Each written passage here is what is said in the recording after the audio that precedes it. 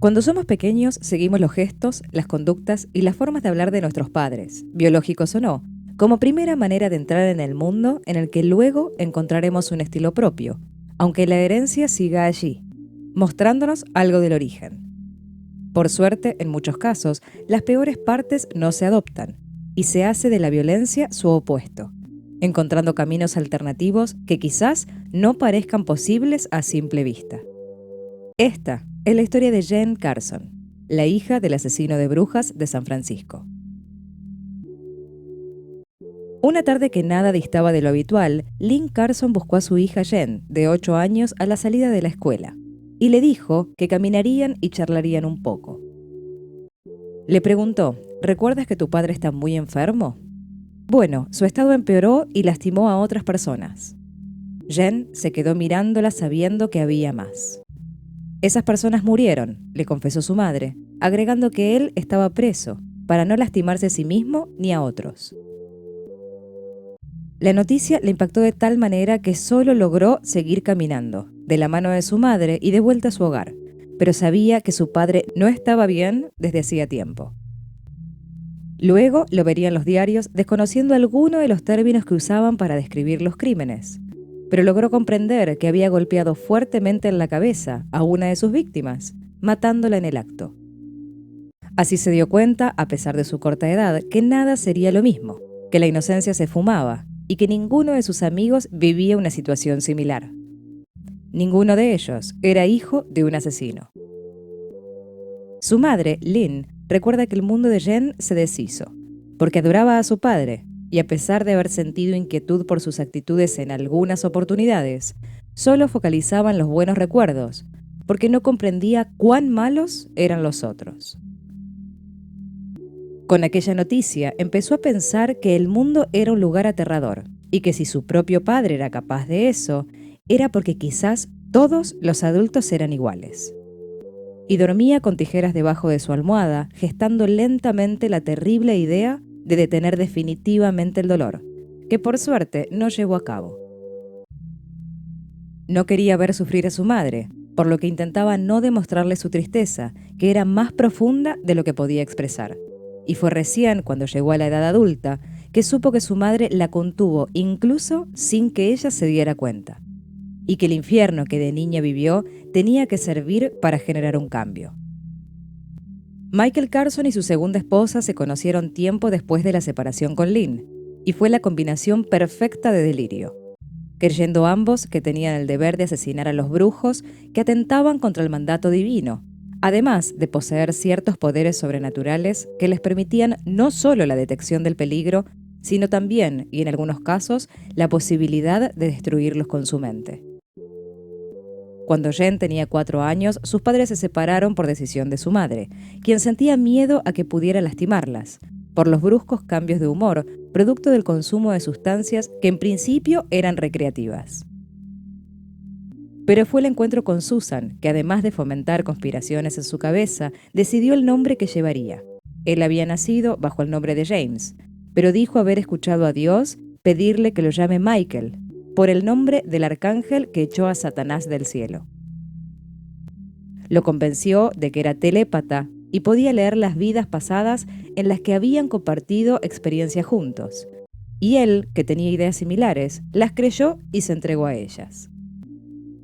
Jane recuerda que siendo pequeña, durante las visitas que tenía con su padre, aprendió sola a servirse agua, buscar alimento y marcar el teléfono, porque la pareja pasaba días recostados en el suelo sin moverse por los efectos de las sustancias que consumían, dejándola días deambulando por la casa sin atención alguna, con todos los miedos que una niña de esa edad siente a tantas cosas.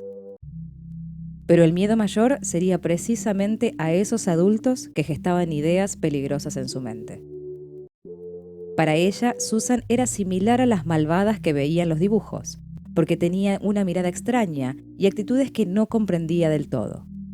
La última vez que la vio, en una visita a su padre, ella le pidió si podía ayudarla a ponerse el pijama, y Susan rasguñó fuertemente su espalda diciéndole que así sacaría el demonio que había en ella, dejando marcadas las uñas y generando en Jane un temor tal que pidió luego, cuando volvió con su madre, que no la llevara más a ese lugar, por lo que por supuesto Lynn accedió y cumplió.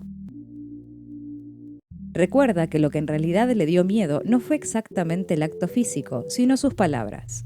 Le decía que ella ya no podía engañarla como a su padre, porque lograba ver el demonio que vivía dentro suyo, y era cuestión de tiempo hasta que lograra sacárselo de cualquier manera. Su madre decidió mudarse lejos y mantenerse escondida. Sentía que era una cuestión de tiempo realmente que las atacasen a ambas, especialmente a Jen. Y afortunadamente la pareja se mudó a San Francisco, aunque allí comenzarían los crímenes, siendo Karen Barnes, una actriz amateur y compañera de piso, su primera víctima. Pero no por motivos que podamos entender, sino porque sencillamente decían haber tenido una revelación de Dios que les indicaba quiénes eran los brujos o brujas que debían exterminar, mutilando así el cuerpo de su víctima para que no pudiera reconstruirlo con ninguna magia.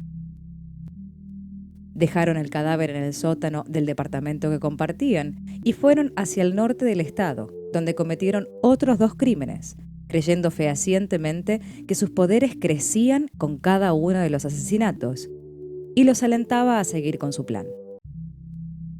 Pero fue luego del segundo en que la pista sobre ellos caería de manera impensada.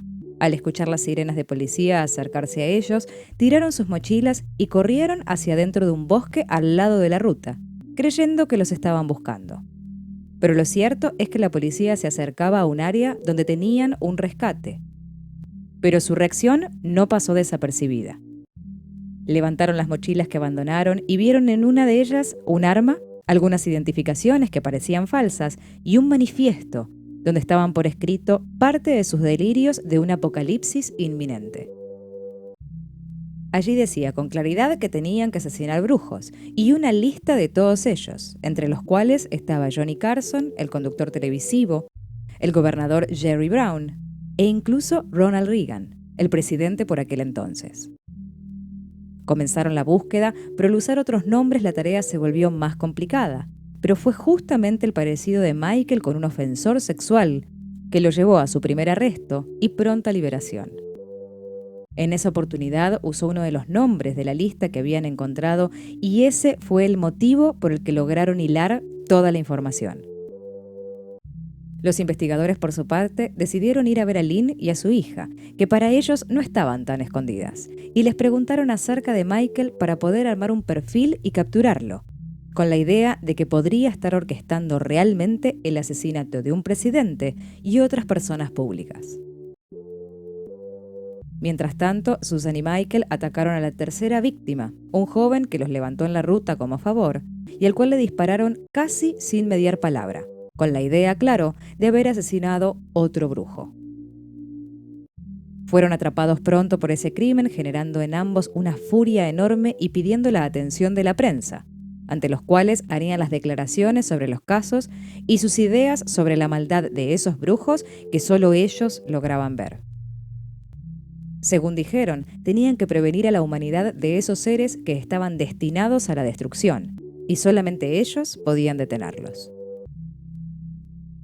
En una conferencia de prensa por demás de extraña, contaron los sucesos jactándose del Dios que les había dado esas órdenes, y alcanzaron con eso la fama que pretendían, llevando incluso a la prensa al juicio, al que alegaron sufrir de ataques psíquicos por sectores de poder.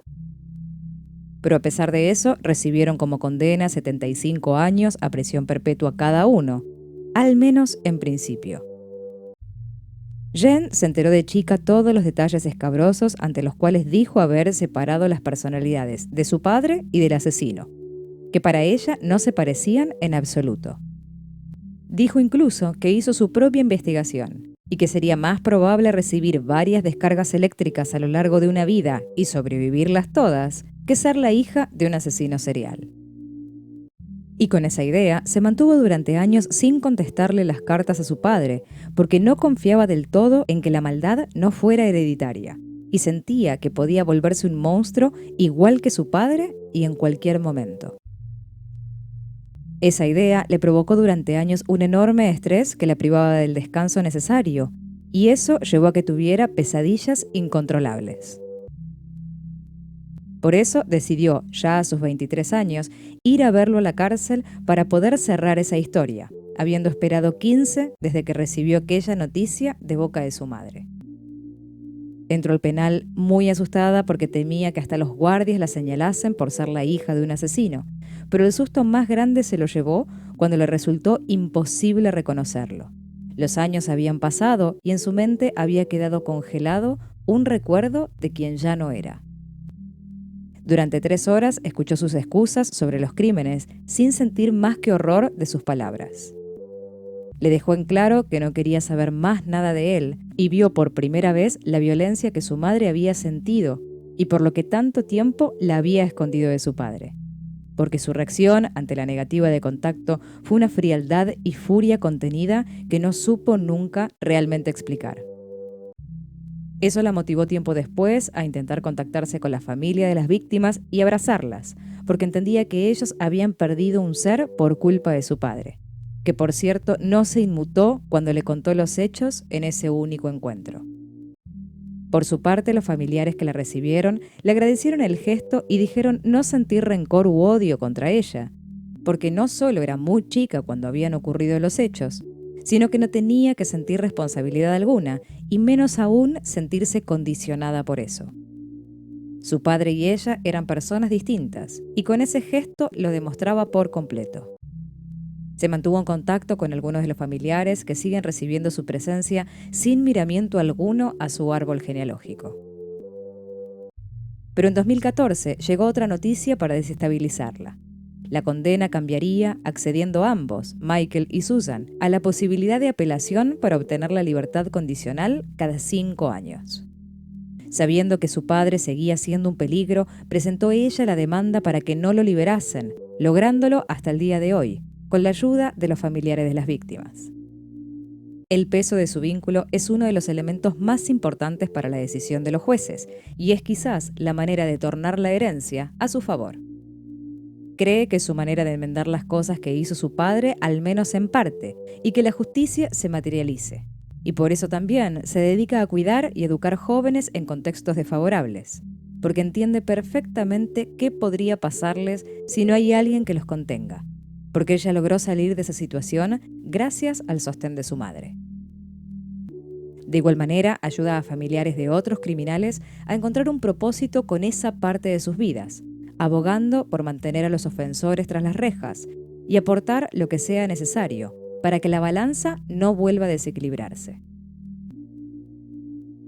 Es imposible pensar que la misma persona que nos cambió los pañales pueda atacar a otras de maneras letales, que la persona que fue nuestro progenitor no tenga nada que ver con lo que nosotros somos, siendo quizás el espejo el único que encuentre las similitudes que existen pero no pesan. El cambio se produce cuando esa herencia no se perpetúa, por el contrario, se trabaja día a día para dar vuelta a las cosas, al menos un poco. Esta es la historia de Jane Carson, la hija del asesino de brujas de San Francisco. Una de esas historias que vemos en los diarios y nos parecen increíbles. Una de tantas que nos enseñan que lo imposible está delante de nuestros ojos. Gracias por compartir esta historia. Si el video te gustó, dale like, comenta y suscríbete para seguir viendo más realidades de ficción.